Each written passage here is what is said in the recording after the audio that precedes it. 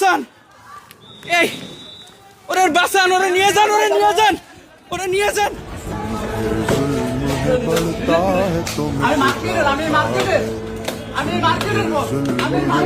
फिर जुल्म है बढ़ता है तो मिट जाता है खून, फिर खून है टपकेगा तो जम जाए।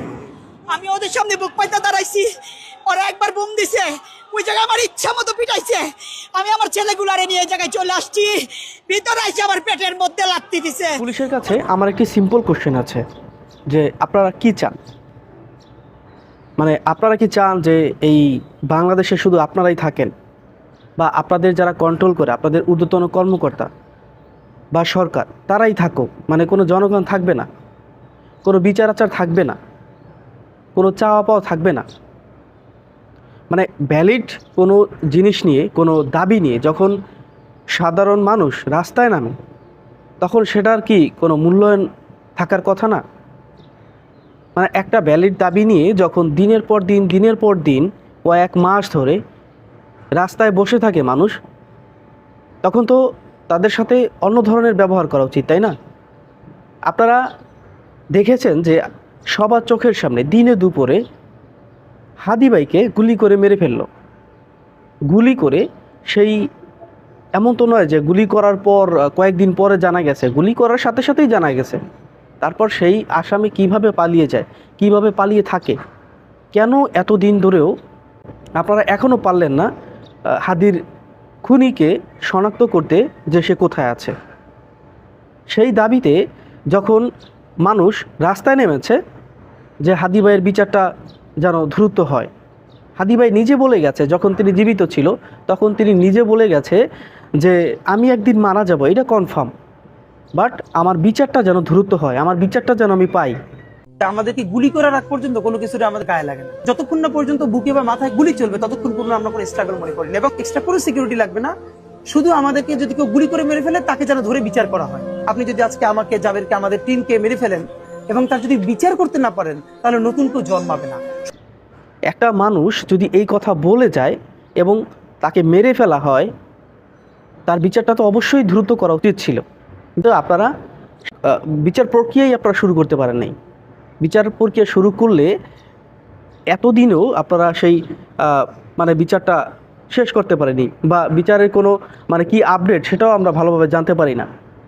আর সেই দাবি নিয়ে যখন দিনের পর দিন মানুষ রাস্তায় যায়, আপনারা আবার সেই মানুষকেও গুলি করেন, সেই মানুষকে বেধড়ক পিটান। কালকে যেই ঘটনা ঘটছে, জাবেরকে গুলি করা হয়েছে, তারপর যে আরও সাধারণ মানুষ ছিল তাদেরকে কি পরিমাণ পিটানো হয়েছে, বাপরে ভাই, বাসের থেকে ধরে ধরে মানুষ নামিয়ে তাদেরকে পিটানো হয়েছে। ওই বাসটা রানিং অবস্থায় ছিল, ওই বাসটাকে পুলিশ সদস্যরা আটকে ওই বাসের মধ্য থেকে যারে সন্দেহ হয়েছে তারা ভিতর থেকে তুলে নিয়ে আসা মারধর করে। সাংবাদিকদের পিটানো হয়েছে। শুধু আমি বলেছি আপনি গণমাধ্যম কর্মীর গায়ে হাত কেন দিলেন? এই যে এমন বাড়ি দিয়েছে যে আমি আর হাঁটতে পারতেছি না, পা নাড়ানো যায় না। আমরা কি আন্দোলনকারী? আমরা তো আপনারা যা ঘটান সেটাই ঘটান।